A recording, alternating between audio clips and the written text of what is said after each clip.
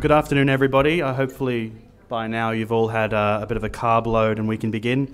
My name is David Shiraz. I'm a political reporter from SBS. I love IKEA and I have 3 cats. I figured we should get to know each other a little bit before we begin, if we're going to be locked in a room for an hour and a half. Welcome back to the final session of the ACT Council of Social Service Conference. We really have left the best for last. I'd like to acknowledge, as speakers have done throughout this conference, that we meet on the lands of the Ngunnawal peoples and we respect their elders both past and present. Now, this really was worth the wait. Before we begin, I have a few housekeeping rules. If you have a mobile phone, please switch it off. If it rings, I will answer it. Now, it is very appropriate that we discuss housing and homelessness issues in Canberra. Now, you've been talking over the last few days about you've been talking over the last few days about how community organisations can empower citizens to influence decision makers and bring issues to their attention and drive action. Housing issues sometimes fly under the radar here in Canberra. I don't get out much, but when I do, I realise that rents and house prices are on the top of many people's minds. Most of us have also seen signs of homelessness in our urban cities, and many of us may be guilty of pretending that we don't see it. The ACT Council of Social Service and ACT Shelter have combined to raise housing and homelessness issues in the lead up to the ACT election, due on the 15th of October, in case you weren't aware, but I'm sure our candidates know that that's fastly approaching. Sorry, Nicole. As part of this, they have developed a publication called Stories of Home, in which they talk to a number of individuals and couples about their experiences of housing and homelessness in our city. These first-hand accounts were solicited by open invitation from organisations working with people who are at risk of housing stress, poverty or homelessness. Some stories were shared by people after they heard media commentary about the campaign on affordable housing and homelessness, and because they wanted the wider community to know that housing issues do impact people from all walks of life. People were asked to tell their story, define what home means to them, and we were really asking them how they would tell people in positions of influence, including candidates on my right in the ACT election, about housing and homelessness. Now, there were 12 stories ranging from refugee experiences to people struggling with mortgages. These were presented to the ACT candidates in April. Now, all candidates welcomed the opportunity to learn about the issue that often flies under the radar here.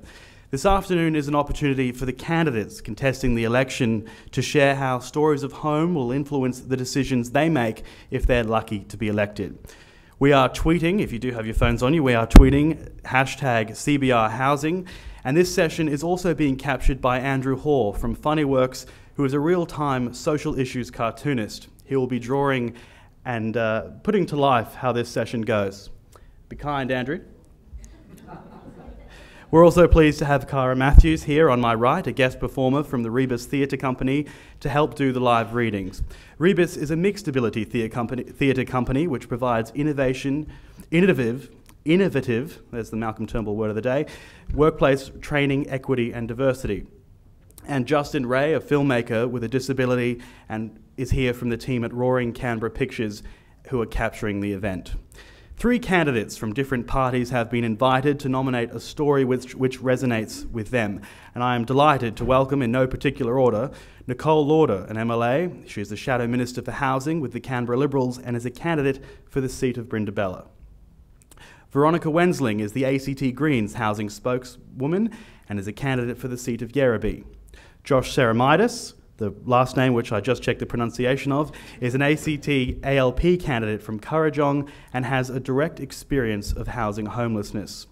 In the lead up to today, as I mentioned, each of the candidates were invited to nominate a single one of the 12 stories of home. A story will be read out by Cara, and then our candidates have agreed to read back a letter written by them to the author. We want to know what resonated, what did they learn to see differently, and how will it influence the decisions they make in the ACT Assembly. I will be asking, as my only skill as a journalist, some follow-up questions to the candidates after they've read their notes.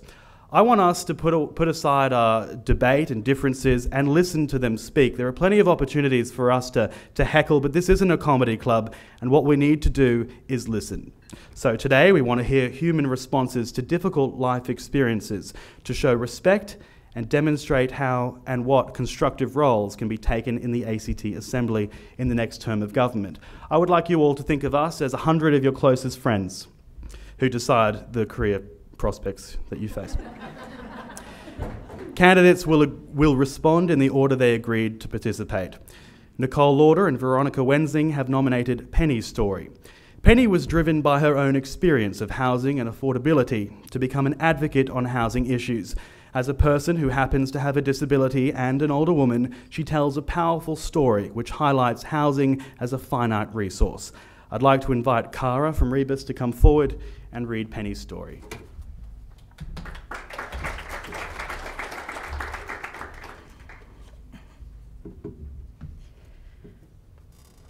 Home is where all other life for me flourishes from. It's a stable base from which I can maintain my physical mobility, continue my university studies, socially connect with my family and friends, and be involved with my community as a Lifeline telephone crisis support volunteer. Without these connections, my life would be little more than an empty existence. There is no opportunity to value or be valued as a person within my community without a secure place to exist from.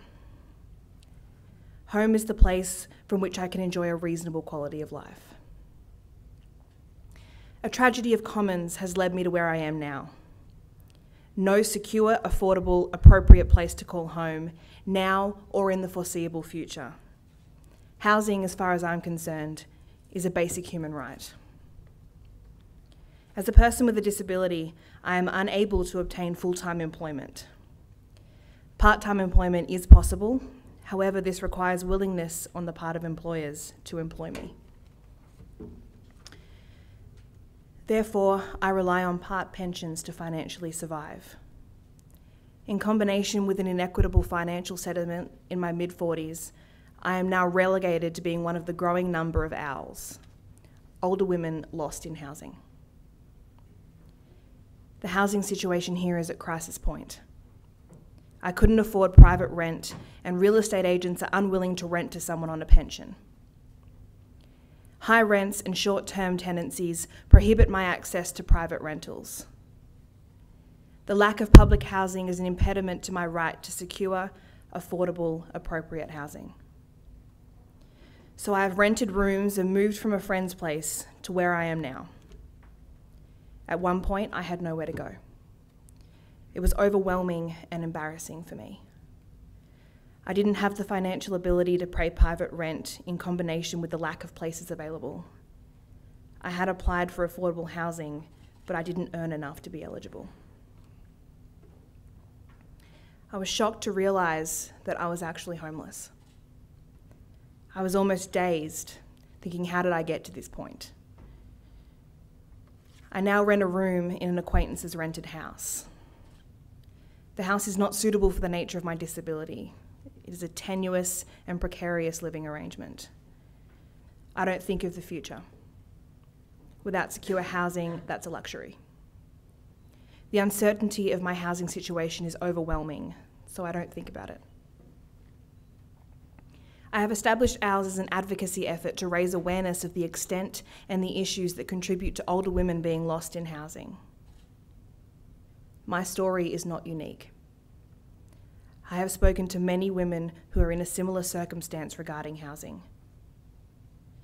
These women are hidden and underrepresented. It is my hope that government, community, businesses and organisations collaborate in finding housing options that are secure, affordable and appropriate for ours. Home is the key to a safe place from where we can, as individuals, continue to build and strengthen Australian communities with our skills, experience, knowledge and connections.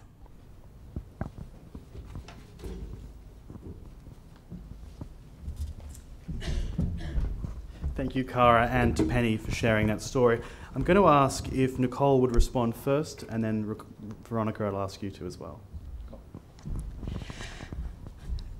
Thank you, Penny, for sharing your story. I wanted to respond to your story because it resonated so strongly with me. And I wanted to tell you a few things about myself and share them with you and 100 of my closest friends in this room, confidentially, because it's not something that I often speak about either. But I found myself in a similar position when I split up from my husband. I had nowhere to go. I had no family in Canberra. A friend gave me a roof over my head for a few weeks, and my family in Melbourne sent up money to help me find somewhere to live. I rang the government department about housing and I was told it would take years to find me public housing in the ACT. So I had to make a go of it in the private sector, in the private rental market. I was a secretary at a small organisation, you know, clerical work. I didn't earn a lot of money. And when I split up with my husband, he took all the money out of our joint bank accounts. So I had nothing, not even any of my own money, if you like. So that's just some of the reasons why your story resonated with me. Fast forward many years, and in 2010 I found myself, through a lot of hard work and good fortune, become the CEO of Homelessness Australia. And in that same year of 2010, Ludo McFerrin released a report on older women and housing and homelessness. And we talked back then in 2010 about an upcoming tsunami of homelessness amongst older women. Being a woman of a certain age, myself, of the baby boomer generation, this is me, this is my sister, my aunt, you know, it could be my mother, it could be my daughter in the future. And that's why we need to improve housing in the ACT. We currently have thousands of people on the public housing waiting list. On the priority list, you will wait just over 1 year for public housing on average. And that's at the priority level, the highest priority. We do need to do more, and there's a number of policy levers that the government can pull. So I feel very privileged to have heard your story, Penny, and to be able to respond to it both on a personal and a professional level. Homelessness is something that I am deeply passionate about, both personally and professionally, and I will do whatever I can to improve that here in the ACT.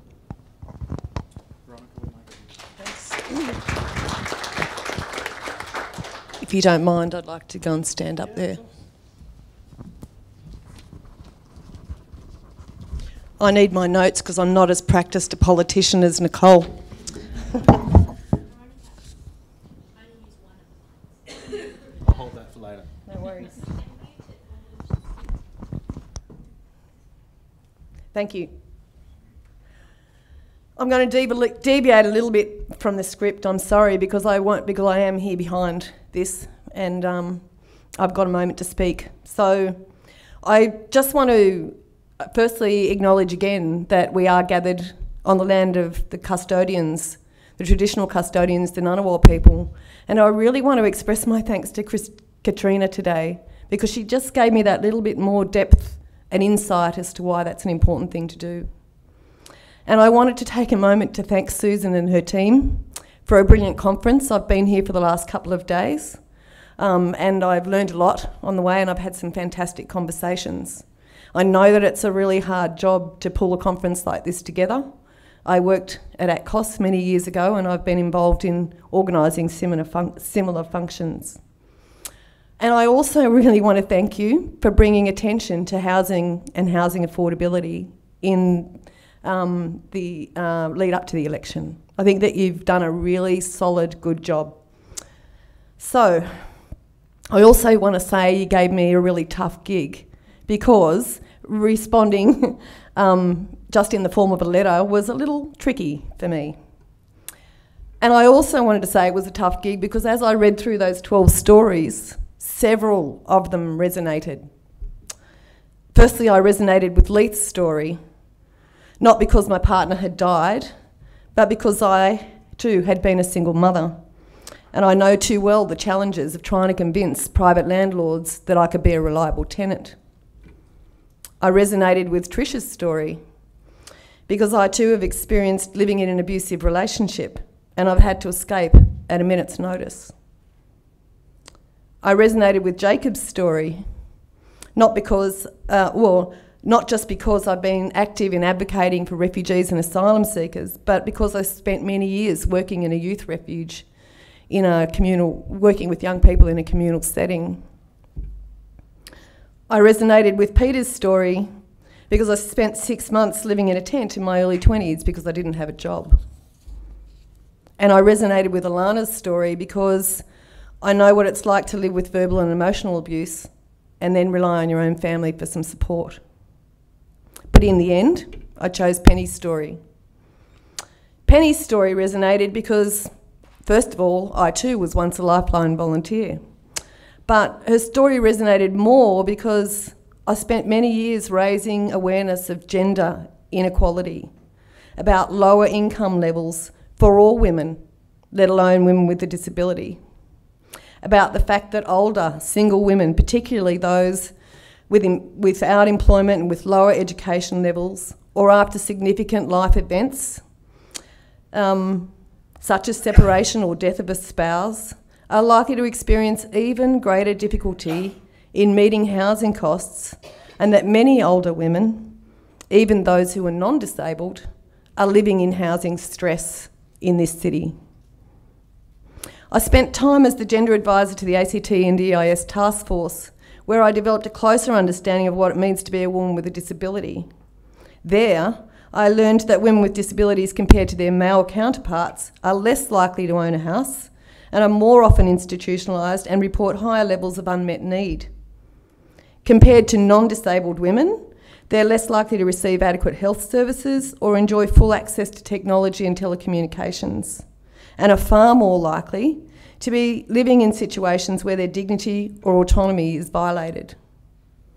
I also learned that their labour force participation rate for women with disabilities in the ACT was 65%, compared to a rate of 80% for men. I learned that nationally over half of women with disabilities who are employed part-time, compared to less than a quarter of men with disabilities, and that the unemployment rate for women with disabilities has remained unchanged over a decade, despite advancements for men. I learned that when women with disabilities are employed, they typically earn less than their non-disabled counterparts, but also less than men with disabilities. I learned that despite there being more females than males in the ACT with a disability, that they access less supports, are less dependent on the disability supports pension, and are less likely to be in any form of employment than men with disabilities, and that women with disabilities experience higher levels of poverty as a result.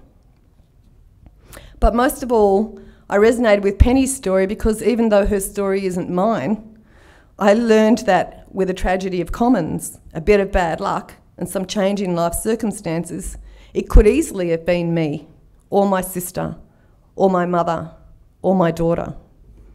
So finally, here's my response to Penny. Dear Penny, thank you for your letter.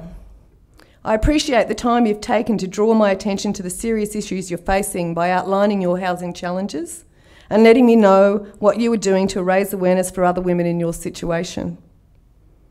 I agree with you completely that housing is a basic human right and that we need to do more to ensure that all members of our community can access an affordable and safe place to live, to build a home and build a life. Housing affordability is a key issue affecting many Canberrans, for new homeowners and for vulnerable communities alike. We do have a major problem in Canberra, having the second highest rate of homelessness in Australia. We need an affordable housing package that supports vulnerable people in our community, increases cooperative housing models, helps people wanting to downsize, and reduces the financial reliance on government of delivering these services. A package that also helps first homeowners enter the market or helps low-income earners rent. Housing affordability is a priority for the ACT Greens, and will be a key focus in the coming years. As a Greens member of the Assembly, I'm making some assumptions here, I can assure you that we consider that all members of our community deserve to have somewhere affordable, safe and secure to live. We need different thinking and innovation from government, from the private sector and from the community. It's one that we've given a lot of thought to, and here are a range of things that we're doing to create a more appropriate and affordable housing for all members of our community. The Greens want to foster new housing procurement models, such as the Nightingale housing model, which comes from Victoria. This model brings together government, business and citizens, as discussed by Professor Paul Smythe yesterday morning in the opening plenary, engaging all three of those. It also embraces co-design principles and encourages citizen voice. It reduces the cost of development and ensures that people can afford to live near employment, near transport connections, near family and social groups, without sacrificing financial, social and ecological sustainability. It's a financial model that provides high quality and affordable apartment housing to owner-occupiers. With Nightingale apartment projects, there is no developer. And there is a group of ethical investors who agree to a maximum profit of 15%, unlike the usual about 30% for private developers. But I realise that only meets one kind of area of the market. We're working to improve housing design so that it responds to changing needs, including our ageing population and a growing number of people with different abilities. This includes improving physical access for all members of the community by ensuring that public buildings and a greater proportion of housing meets universal design standards. We're going to be pushing the ACT government to take a leadership role at a national level to ensure that we commit to agreed universal design standards as referred to in the National Disability Strategy. We also believe that renters have the right to feel comfortable in their own homes without needing to spend thousands of dollars on heating and cooling in badly designed houses. Tenants' rights should be upheld, and just because you rent doesn't mean you should have to live in a freezing house over winter and a hot box over summer. So the Greens believe that landlords should be providing rental properties that are at least meeting a minimum standard of energy efficiency, and will be promoting a minimum set of standards. That means at the very, very least, houses have roof insulation and draft ceiling, and will introduce incentives for landlords and homeowners to make those types of energy efficiency improvements. We're also exploring ways to increase funding to specialist homelessness and housing support providers so that demand can be met, and to ensure that key groups such as older women are able to get the supports they need. I would like to lastly touch on the issue that you're investing your own time and talents to improve the issue of responding to the needs of older women in Canberra. We're currently exploring opportunities for the development of a women's housing cooperative model, which aims to address some of the issues that you've touched on. We would highly value your expertise, knowledge and lived experience to inform this process. And to that end, I'm inviting you and other members of ours to come and talk to me about your ideas. We would really value your input in assisting us to determine the best way forward. Please contact my office manager.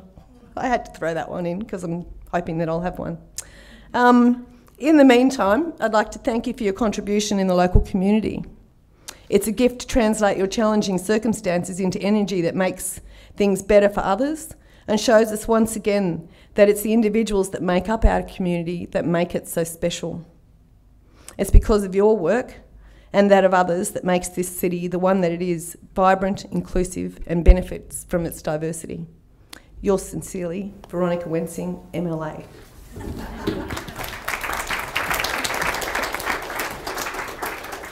I might stay sitting because the podium's so far away. That's okay. Josh Theramitis has nominated Trish's story. Now, Trish's story speaks... Oh, hold on, I see what's happening. It is interfering. I just got the look from Susan.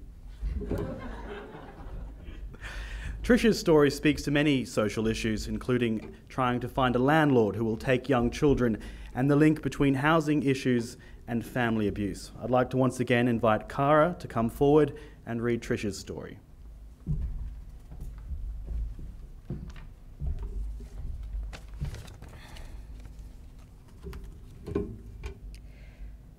Home to me is a place that's safe, a place that's mine, a place where I am comfortable, a place where I feel I should be.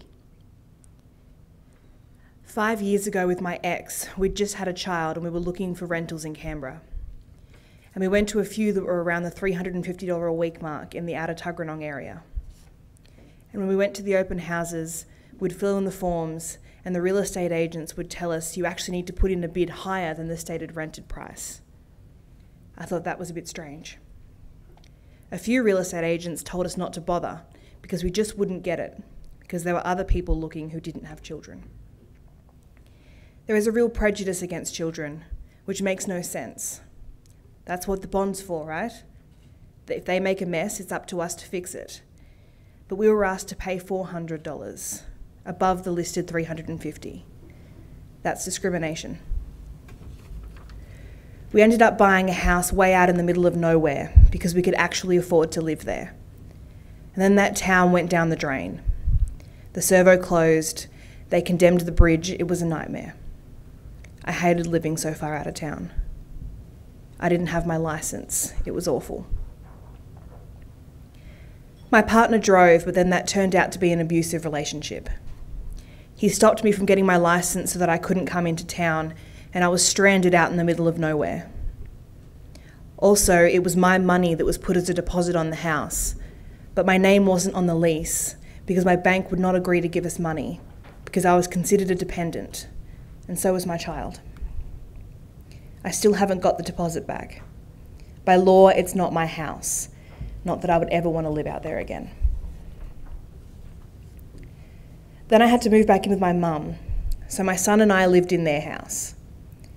I never thought I would struggle further. It was fine living there except for the breaches of privacy, but then my sibling moved back home and things went to hell. He was abusive as well. One night I knew he had made up his mind to really hurt me, so I put all the clothes in the back of my car.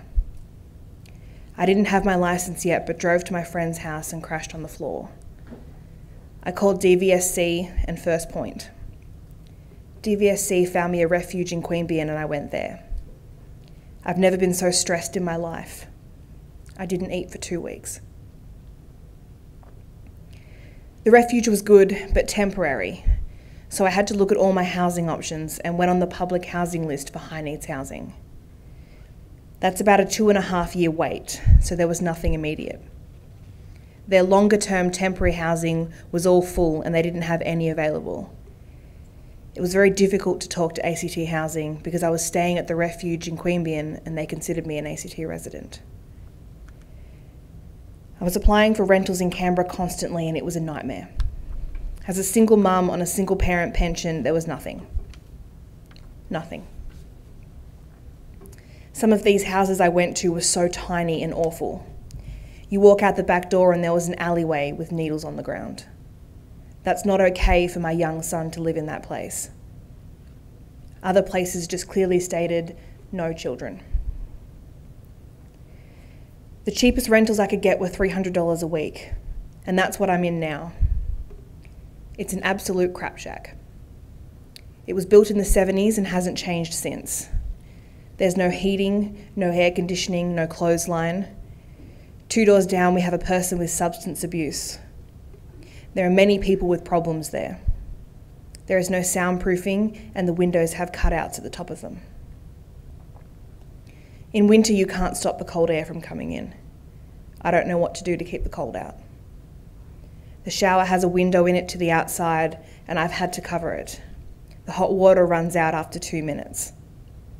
The house was designed incorrectly with the toilet too small, so they had to cut the wall just to get inside it. There's no outdoor area for my son to play. As soon as you step out the door, it's a parking lot. It's expensive just to keep the house warmed. Sometimes I have to live off 2-minute noodles just to pay my rent, bills and expenses.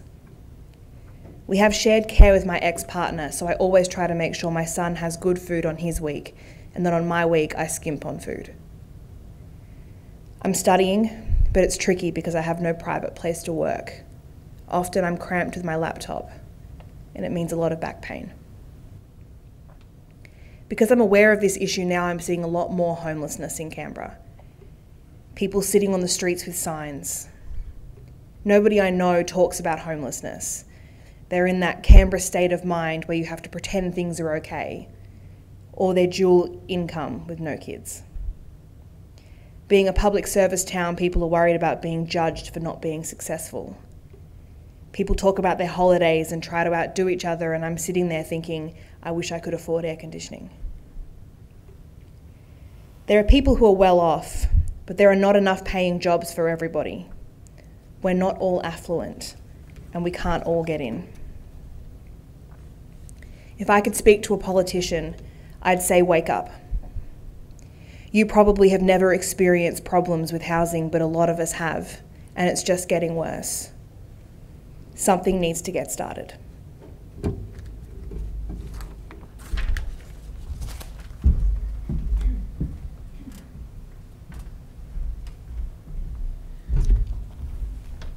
Thank you.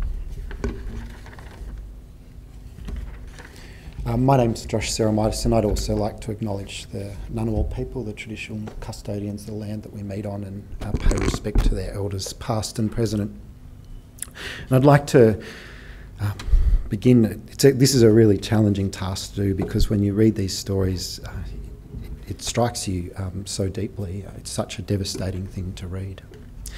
So if I was responding to Trish, I'd say that I'm very grateful for her raising her story with me. I'm grateful for her going through the process of reliving what she's been through to bring her experience and her concerns to me. Because I'm struck by how so many factors in her life worked against her to take from her something that every person in our community is entitled to. I'm struck by the fact that, as she says, home, housing, they should be places that are safe, where you feel like you should be, where you feel comfortable. But instead, in our society, in our communities, we see them more as an investment or as something other than what they really are, a basic need and the shelter that we need to survive. So I'd say to Trish that there were so many things in her story that stood out and that caused me to reflect on my experience. Because although her experience is quite unique, like every person's experience is, there are things that are quite similar to the experience and the time that I spent without a home.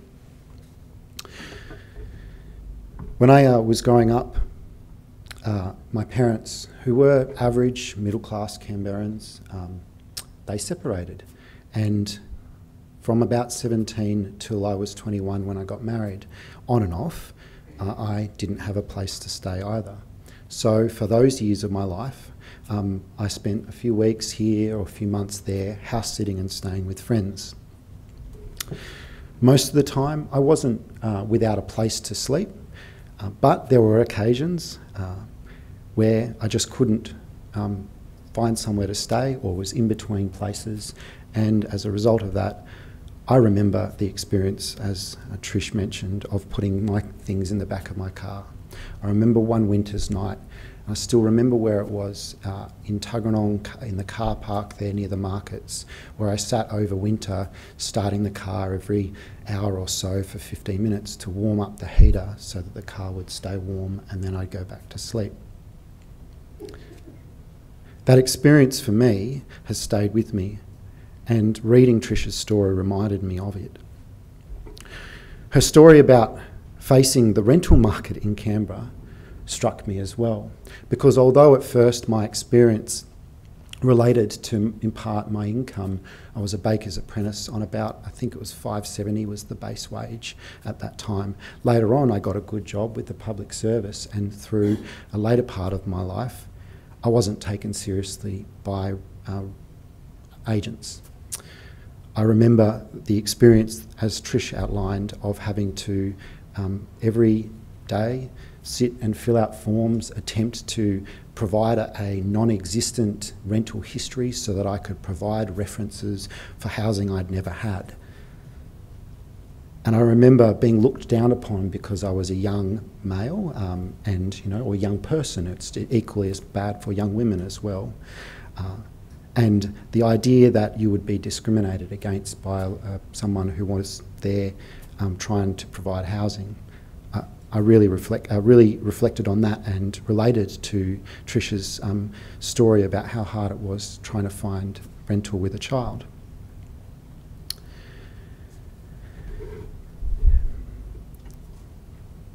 It really struck me how so much of what she experienced could have been different.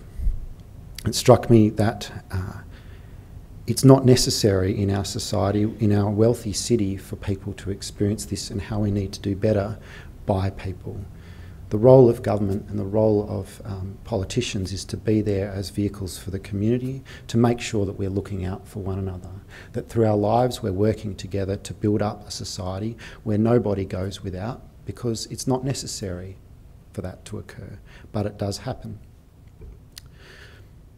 I was also struck by the fact that for Trish, so many opportunities where a protective factor could have made all the difference, was absent. For me, I was quite fortunate. I had a good, strong network of people around me. I had people who would actually offer me places to house sit. I had people, for example, who would give me items like the car that I owned was a gift from someone. It wasn't a great car, but it was a car, and it was something that I could take around with me. I was struck how that was absent for Trish. But I was also struck about the fact that she did, in fact, experience some of the fabulous services from great organisations, and many of those organisations are in this room right now. Struck by the fact that she connected with the DVCS and was able to have support from the great work that they do. I was struck by how important it is that we as a community and a government make sure those bodies who are the first point for so many people experiencing difficulty are well funded and able to do their vital work. Because we know about the homelessness problem in Canberra because of the fact that those organisations exist. So I'd like to say to Trish that as someone who is not a politician by profession but is looking to go into politics, I have experienced that problem that you faced, just like many Canberrans have, and you're absolutely right.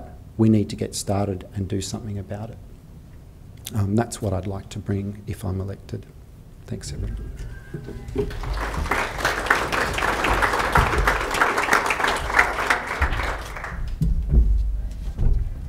Is that a phone ringing?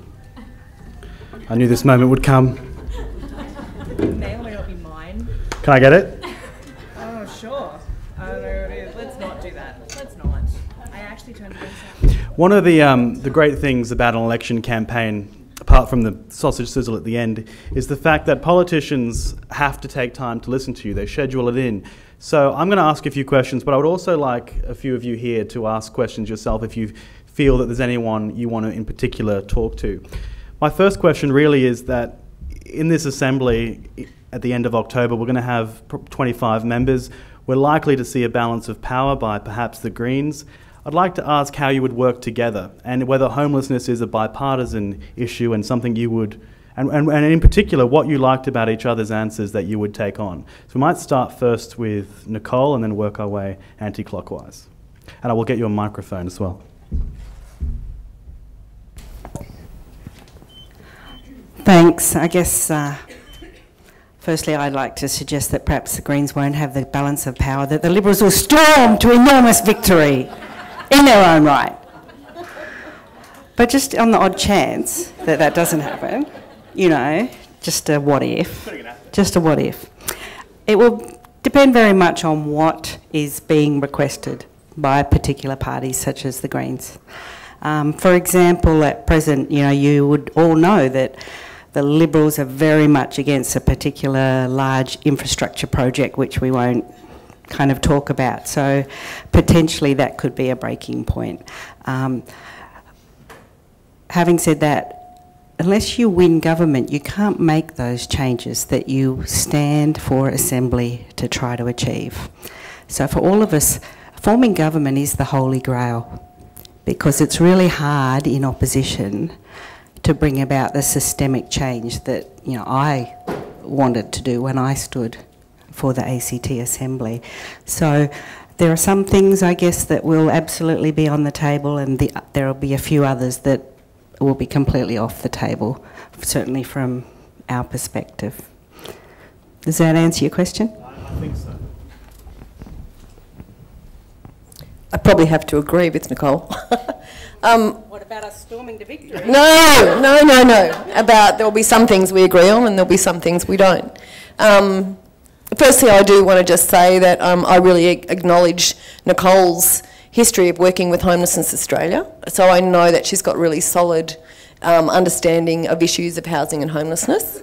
And I really liked your response because it was completely natural and directly to Penny. So thank you for that.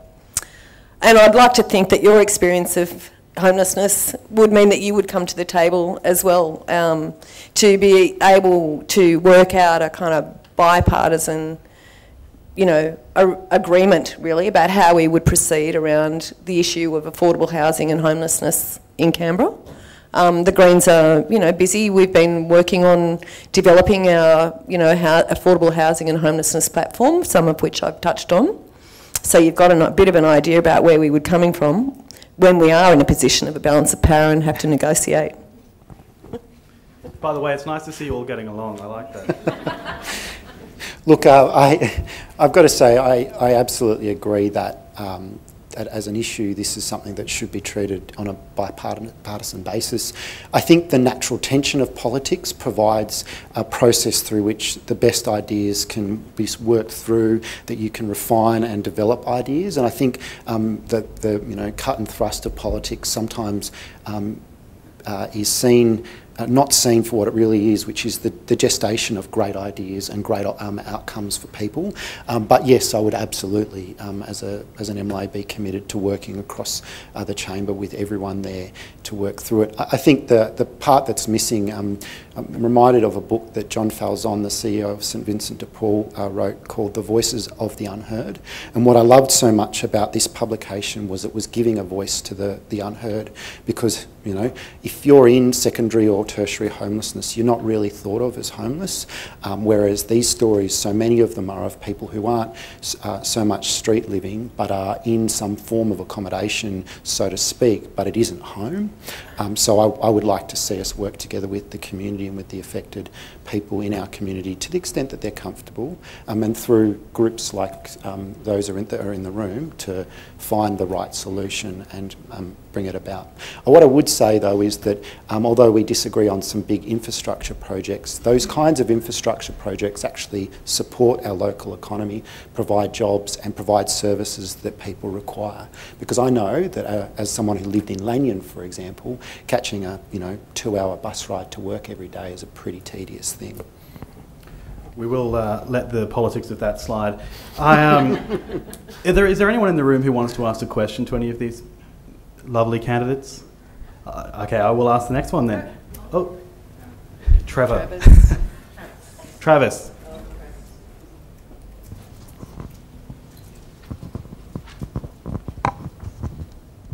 Hi, Travis Gilbert, ACT Shelter.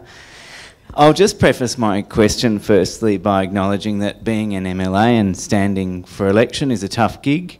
I made a half-serious attempt at it in another time in another place a decade ago, and you really do meet a lot of people that hate politics and politicians, so I really do, in all sincerity, having high regard for all of you and having met you and worked with Nicole in the past, wish you the best of luck with that. We know that elections and budget cycles, however, are about funding priorities, and while I may passionately believe in housing advocacy and the importance of peak bodies and and my own organisation, our outcomes are not always tangible and probably not always salient for Treasury. What advice would you have for myself and other advocates in the room in terms of being able to demonstrate our value proposition to you as MLAs and to Treasury, and to demonstrate that we are in fact a sound investment? And how do we shift the argument about housing from one of cost to a narrative of investment? Sorry, you can clap, it's okay. Who wants to go first? Change the order. Oh, okay. Look, thanks, Travis. I've got an accounting degree, so I'm well and truly in tune with the notion of counting widgets to work out, how money's being used. But I think the fact of the matter is that governments don't deliver widgets. They deliver social change. They deliver, benefit to communities, and so therefore it is very challenging to count the individual outputs of the things that are done. So I mean, I'm absolutely keenly interested in looking at ways of looking to the outcomes through approaches like case study stories. And I've seen that used through the ACT's audit process quite successfully to consider the outcomes of social programs, and I think we need to look at how we can build up and develop those methods of basically counting the intangible delivery that you provide to our communities. There was another part to your question which I can't quite recall, but I'll leave it there. The Greens have already decided that housing and housing affordability is one of their key issues in the election platform. So if we're in the position where we have to negotiate, where we have to talk to Treasury, we're going to be pushing pretty hard for some of the ideas that we've already flagged. That said, we're open to dialogue and to talking to people in the community about good ideas. I think it comes down in some ways to a bit of a philosophical challenge, whether money is more important than people. And I can assure you again, the Greens will put people first. And that's, the basis from which we'll negotiate, from which we'll talk to Treasury. I think it's a challenge to put a dollar figure on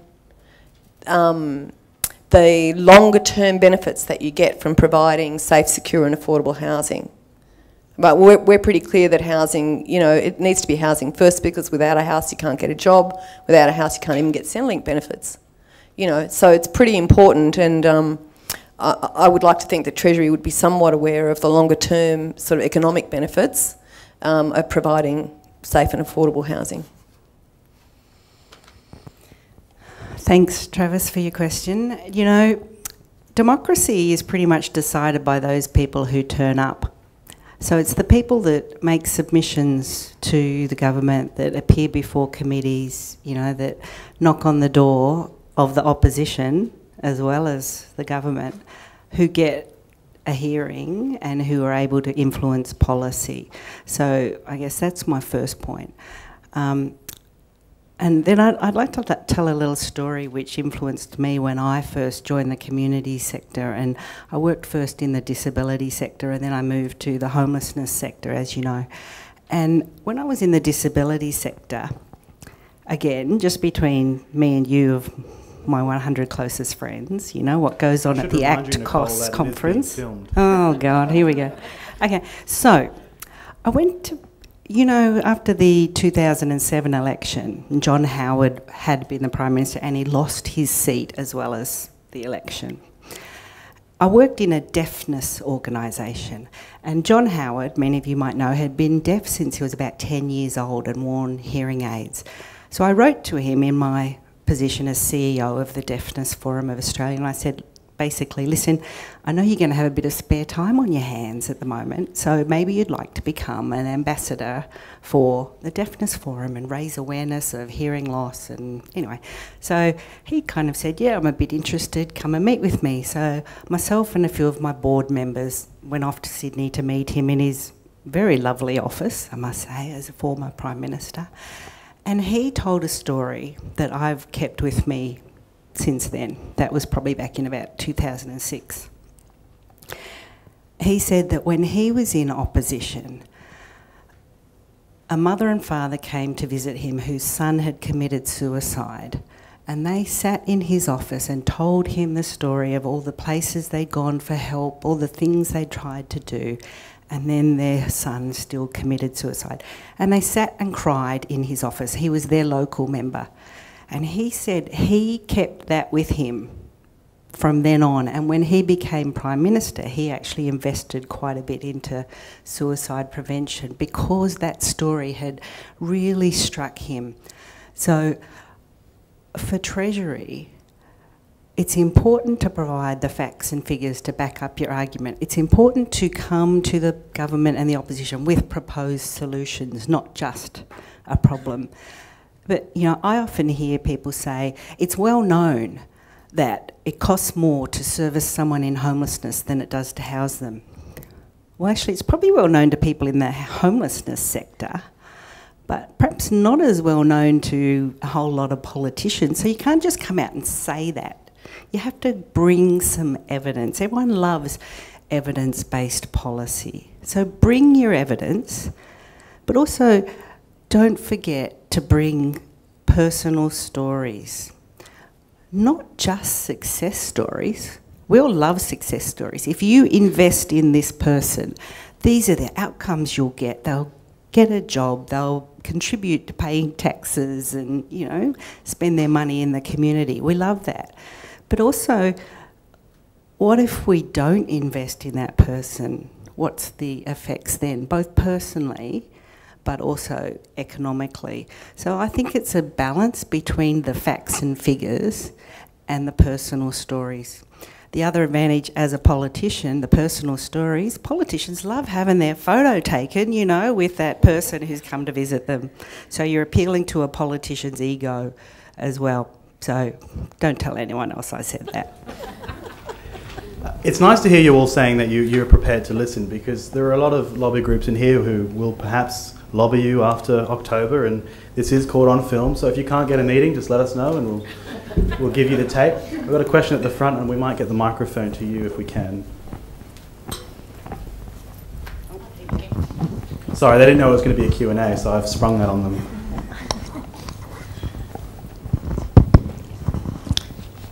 I'm not 100% convinced.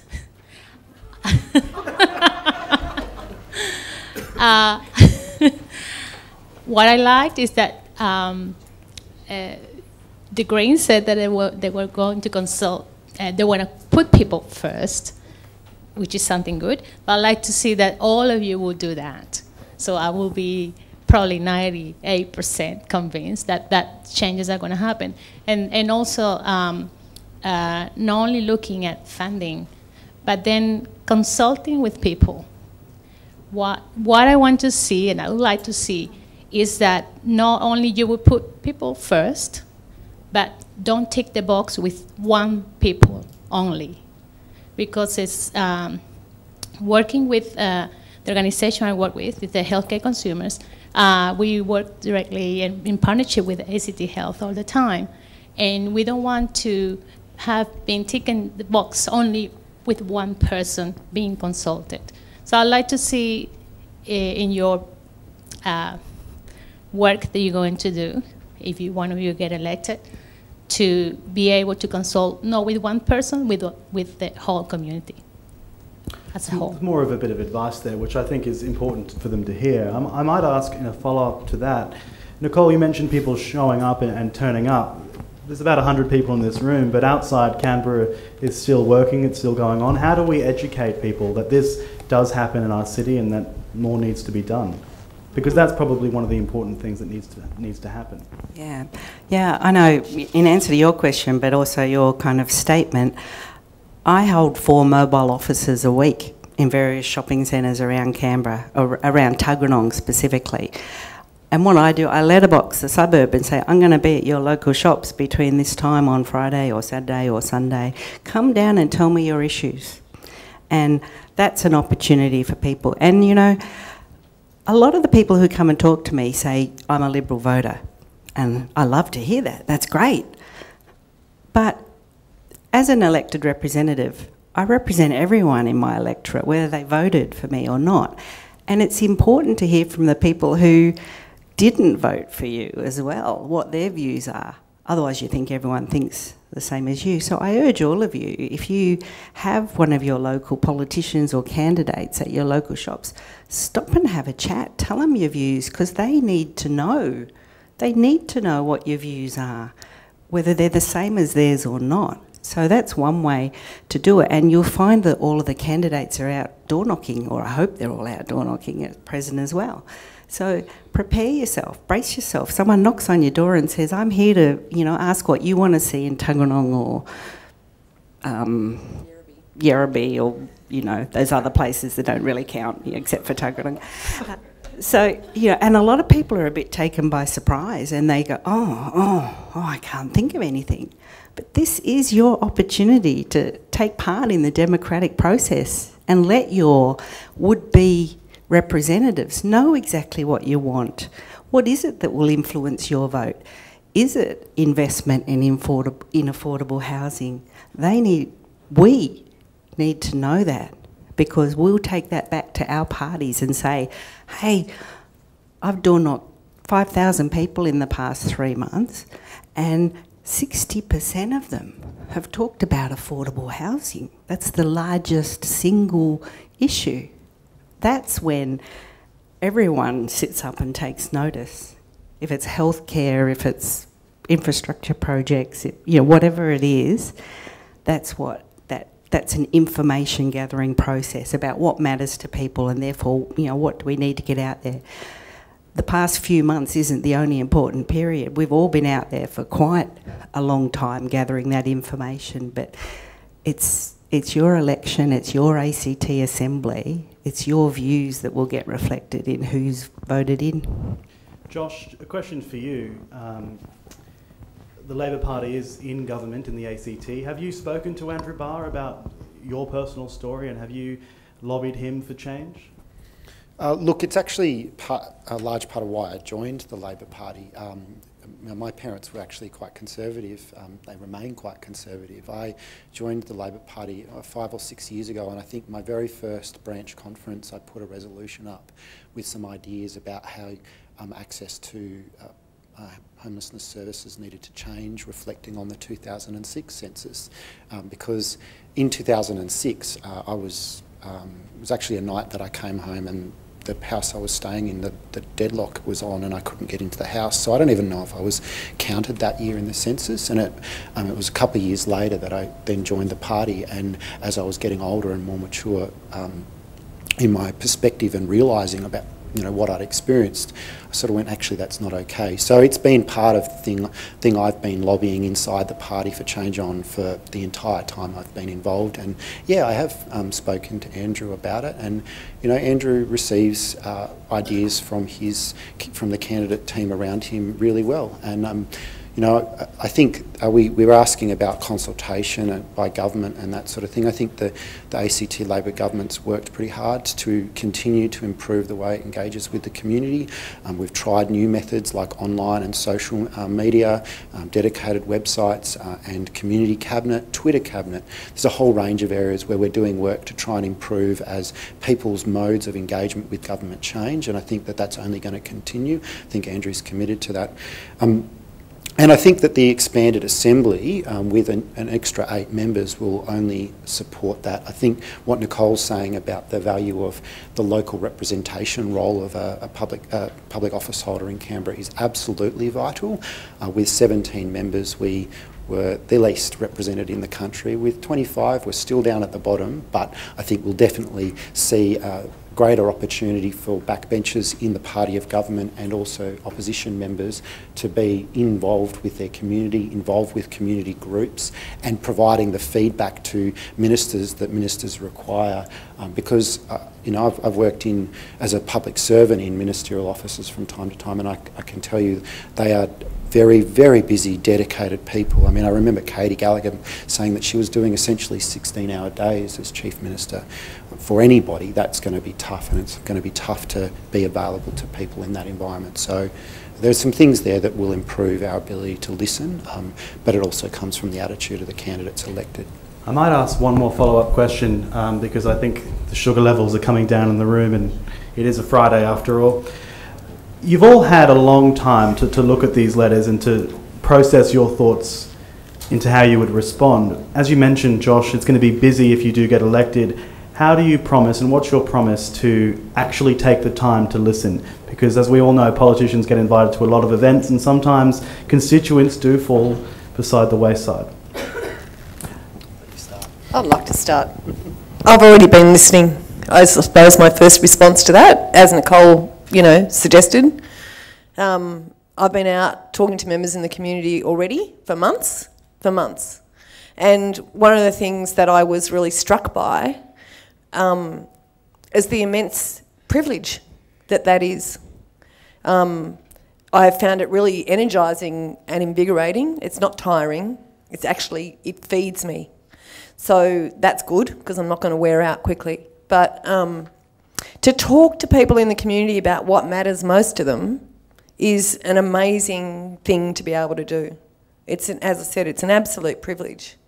But it also, it's giving me and my team great insight into what's going on in people's minds, what's motivating them, what they're concerned about, and what ultimately will motivate them to decide how they're going to vote. I think once you're in the Assembly, that changes a little bit, and it's probably a little bit more the other way, where people will want to come and talk to you. That said, I think it's equally important, even if you are in the Assembly, to get out. You know, as Nicole also said, you know, get out to shopping centres and get out to places where you know people are gathering. You've had practice. So, firstly, can I say those events, that's work too. It's not a social event, and you can bet your boots that every person you talk to is a constituent who's telling you their views. You know, you're not there with 100 of your closest friends to have a lovely time. You're actually there to work. So that it's not, I guess, the fun and games you might think. But I'll tell you another little story that just happened this week. I think it was Tuesday. I was having one of those kind of snappy days where you feel a bit grumpy, and it was a sitting day on Tuesday, so I was down in the chamber and everything was happening, and I had to give a 20-minute speech on Tuesday afternoon, so I was preparing for that. Then I had a media interview with some TV station at lunchtime that I was trying to sort of prepare for, and I popped back up to my office out of the chamber, and one of my staff said, you know, this lady, let's call her Rose, rang, you know, she wants you to call her. I went, well, who's Rose? Why is she calling? She said, you know, Rose, she lives here. You helped her once before. She sounded really upset and she wanted to talk to you. And I was like, oh, I'm having a busy day. But, okay. So I rang her up, and she launched into a bit of a story about how she and her husband, they're in their 80s, right? They live alone, they don't have family in Canberra, and they live not far from where I live, actually. And I'd helped her once before, and they'd had the flu, and her husband was taken to hospital last week. He was so sick, and she cried for days because they haven't been apart very much, and he's back home now. There's no food in the house. He can't drive, and she doesn't drive, and what are they going to do? And they were feeling really depressed, so she thought she'd ring me up because she thought I could cheer her up. And I had a split second of thinking, oh, for God's sakes, I'm really... And then I thought, no, actually, what a lovely thing to say, that of all the people that she might have rung, she chose to ring me. It's actually quite an honour.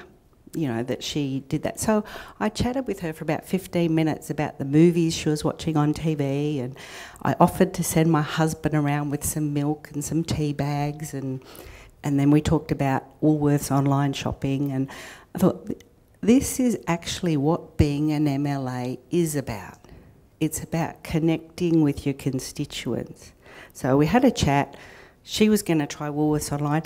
She rang me back on Wednesday morning to tell me that she'd ordered some food online and everything was okay and my husband didn't need to go around.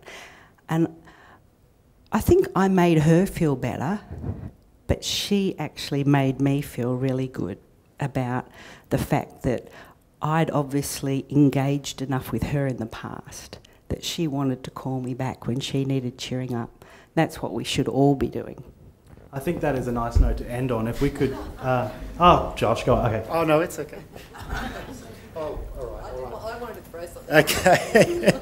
Look, I think... We'll just be a little bit quick if we can. Yeah, very quickly. Look, I think you're right. It's the job of an elected representative to represent your community. I know that I've got a couple of my Labor colleagues in the room, and they're Rachel Stephen Smith in Kurrajong and Carl in Brindabella, excuse me. Both of them, and I know for myself as well, have spent countless hours on the phones or on the doors or on street stalls talking to people. I think events are by their nature harder because you only have 7 nights a week to attend an event, and they often clash, and you also have families. And my wife and I, you know, are building our family. We have a little dog, and you know, maybe we'll have kids on the way, and you know, you have to invest in your home life as well so that you can do a good job of your job as a representative. So I think the challenge is that you know, you've only got so much time, and there's got to be some understanding amongst community groups about that. But by the same token, you've also got to have the right attitude as a member, as a representative of your community, that is your job, and you need to make time to be available to the community and proactively reach out to your community. Well, we thank you all for making the time to come here. Could we please thank Nicole, Veronica and Josh for taking part? I'd also like to thank Andrew Hall from Funnyworks. I've noticed he's been putting things on the wall if you want to check them out before you leave. And Cara, thank you for reading those stories in such a personal way. I'm going to hand over now to Susan and Camilla, who are going to close the event and I guess give you all an early mark. Yes. And we'll be very quick. And we'll give you a gift too. Before you run away. Thank you for coming. Thank you very much. And for you too, David. Thank you, David. So we're going to do a really quick wrap-up of the whole conference, and thank you, David, and thank you to the panel, because this has been really invaluable, but it provides a really good example of how our politicians want to hear citizen voice. And our whole theme has been around listening to citizen voices for these last 2 days and thinking outside the square. So I want to tell you a really quick 2-minute story to give you some hope. And I'm quite theatrical, so I'm going to embellish it a little bit. Many of you know that when I was CEO of Carolika Programs, we were at risk of losing the Carolika Family Program. And it was funded by health and also by social services. And this was one of only 6 unique boutique programs in Australia. So if it was gone, it meant we lost it for the whole of the southern half of New South Wales and the whole of the ACT. And so we found out on the day before Christmas Eve that it was going to be defunded under the Minister Morrison as the new minister. It was part of their whole funding change. And I got on the phone. So I rang the Director General, got her mobile number, and I rang her Christmas Eve. And she said something along the lines of, "Holy crap." I'm exaggerating a bit. And I said, "What can we do? This is not okay. We've got 2 months' notice. We have 20 families in here. We've got, 30 children. Most of them will be homeless because they've come to live in the program and go through rehabilitation and restoration for about a year." And she said, "Let me see what I can do. I'll have to talk to health." So she got on the phone. And then, of course, Christmas happened. And I thought, how wonder I can find the number of an executive in DSS. So I found a number. And through black market, I call it the black market of numbers, I managed to find his mobile number. And he had that diverted to his home number. Fantastic. Because as you know, in ACT, between Christmas and New Year, everything shuts down, as if no one needs any help. which is really unique. I've worked in 4 other jurisdictions and no other state works that way. Every state delivers their social services 52 weeks a year. So ACT is kind of really unique that everyone shuts down, including government. So I managed to find him at home. Got on his message on his home was, and we're all out at the beach at the moment. I said, right, ring me back. Anyway, he said, oh, I'm sorry, it's a done deal. It's over, we've made these decisions, we're now refunding in this new streams, all the political nice language that came. I thought, oh, no, it's not over. It's not over. I am not over. This is so important. This is not just cutting back. This is cutting out a critical frontline service. And in 27 years that I've worked in social services and health services and NGOs, I've seen lots of cutbacks, but never a government that's actually cut out critical frontline services completely, and this is what was starting to happen. So David Shiraz interviewed me. Where is David? If he's still here, he's just gone. David interviewed me. ABC interviewed me. We got lots of media.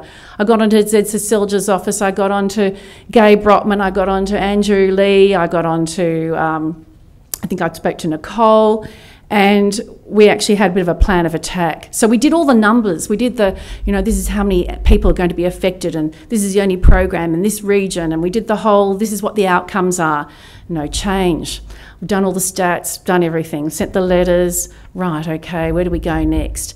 Okay, so, there's some other critical frontline services that are missing. Where was the mapping process? Right, letter off to Morrison's office, an advisor's phone call every week. Have you done the mapping process? Do you know what's missing?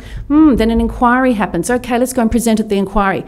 Nothing changed for Carolina. Then an assistant minister came out to visit the program, and this is about citizen voice.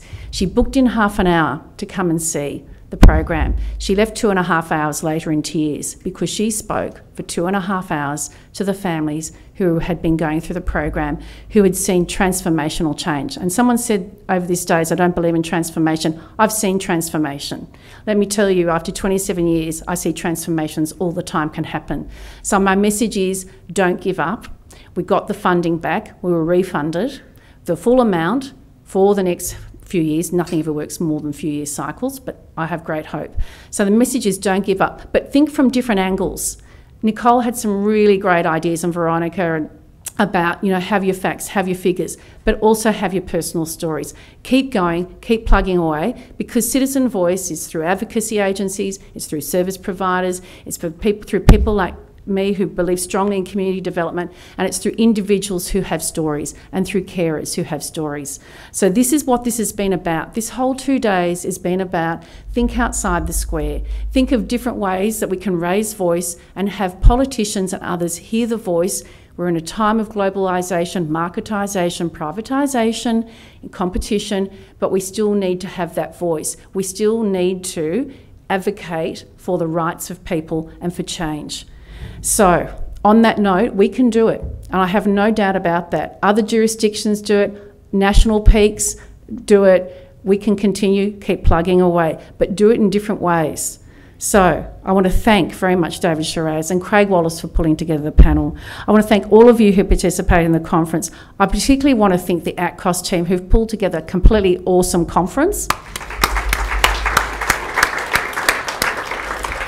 Our major sponsors, RSM, our gold sponsor, Arthur J. Gallagher, our award sponsors, CIT and Yellow Edge, pro bono professional sponsors, design managers who've changed their place around the room over the last few days to get a couple of perspectives, Andrew Hall for doing some amazing cartoons up the back, Connect for Photographics, and Woden Community Services. So I now want you all to join us if you've got time for a quick drink as recovery after the conference. Otherwise, I wish you a safe journey home, and thank you for attending.